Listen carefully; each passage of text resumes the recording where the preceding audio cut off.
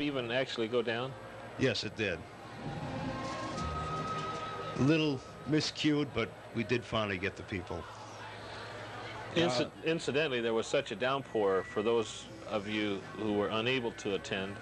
There was such a downpour that there was water running in the arroyos. And for those of you who perhaps maybe don't live in the Phoenix area or in Arizona, an arroyo is a dry riverbed or a dry creek bed, which runs full about once or twice a year. And it just happened to be that this was the time of the year that it hit.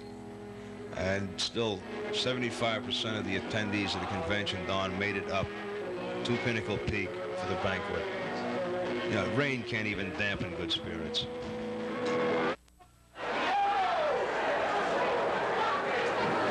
We realize the film's a little bit dark, but if you listen closely, you'll understand what's going down. I'm the sheriff of Pinnacle Peak, and if there's any hanging to be done, that's my job. Now, what's going on here? Well, I got news for you boys. Out here in the west, that ain't any hanging offense. Hold on just a minute, there ain't no shooting offense either. No, it ain't. Get back here, you varmint. I know you, Bob Carpenter. You've been in trouble since the first day I seen you. I'll tell you something. It ain't no shooting offense. It ain't no hanging offense. And what the hell is it? What we got here is a civil matter. What? Why, this here is a civil matter. This is a definite case of fornication. And it looks like it's been complemented by a little impregnation right here. That means she's going to fool any minute. If I were you boys, I'd get the Right Reverend Josiah C. Fogbottom out here and get them two married up. Do you take this here varmint to have and to hold and to kind of cuddle and fool around with till 8 o'clock in the morning? Don, we're back now into a field event situation which is taking place at the Point Resort also. It might be mentioned that those people were from Guns for Hire that came out there, the cowboys with the shooting and the wedding and all that kind of stuff. That was a lot of fun. It was kind of neat. And the other participant happened to have been Bobby Carpenter from Road Rider magazine. Of course. Why not?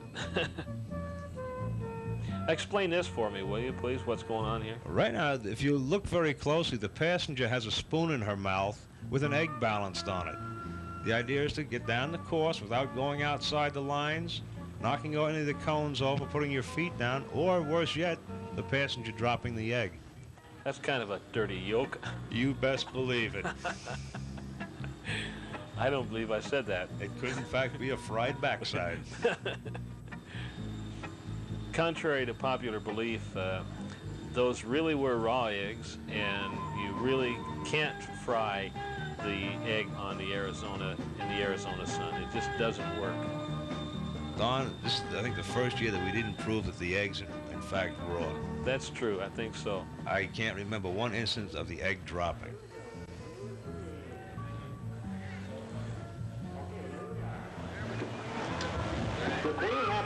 This is another one of the field events. It's a clothespin hang-up.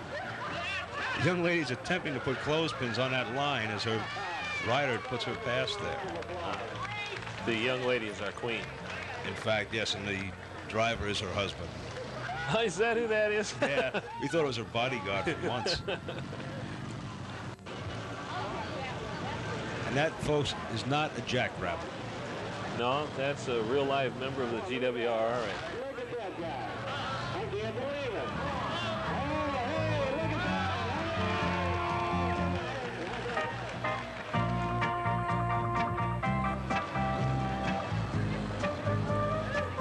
You know, these events are all fun, but they also show the skills that these riders and passengers have developed over the years. Hey, look at that.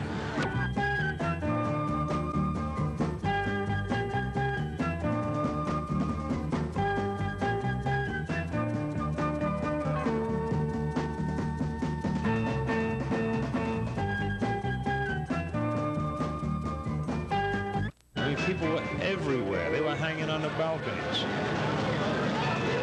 And the Point has quite a few. Yes, it does. vantage point there, you could get to see something happening somewhere on the premises. This is another cute field event. They have to pick the tennis ball up off the first cone, move it, and put it back down on the second cone, and have it stay on the cone. Oops. That's the catch. Oh, it is tricky. And the idea is to be smooth and as slow as possible with this, giving the passenger the opportunity to move that ball. Yeah, they got that one. Did you see that? Yes, they did. There's more coming up. Here's where accessories can get in the way. Does that cost points, or is that just... This is not a point situation, Don. It's a number of balls moved from one to the other. Whoops. I guess she didn't have a place to put that one. No, lost that one real quick.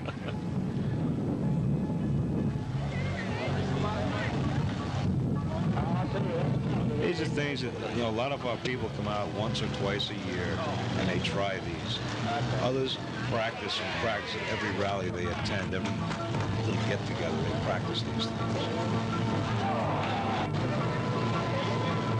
For some reason or other, we didn't get very many that actually made it all the way through, did we? No, it's not quite as easy as it looks. Here's a young man who's got arms like you couldn't believe. He can reach from one side of the course to the other without ever moving. And by the way, Don, this is the only female rider that participated in every field event. Do you remember what her name was? I'm sorry, it slips my mind. Whoops. But this is she with her son on the back.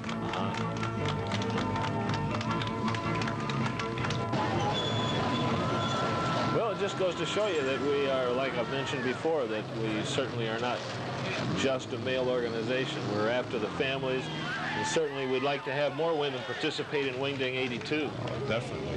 Don, we've already switched into another event. This one is cuter yet. This is a clothespin drop.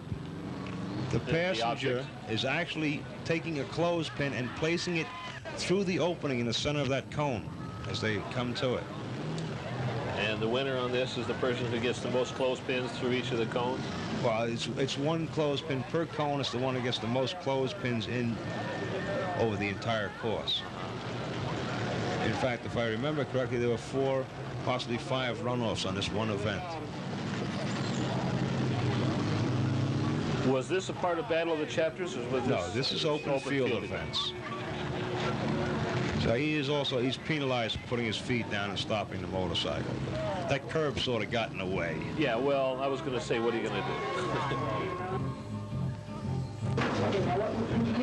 Now we're moving into a different form of competition held at Wingding. I think this was supposed to be the best-dressed chapter, a best-dressed couple. Yeah, that's right, Don. And there's some phenomenal, look, if you look at some of these dress outfits, it's phenomenal. The hats, the helmets, and the backs, and everything is so gorgeous, it's unbelievable. They've spent so much time and so much energy to get these things identical. And the neat part about it is most of it is homemade. Majority of it, Don, is. And in fact, a lot of it they use to ride the motorcycles in public. It's not just saved for a convention-type atmosphere. This is, if you really want something that will tie a couple together, this is obvious. It really does. Oh, definitely.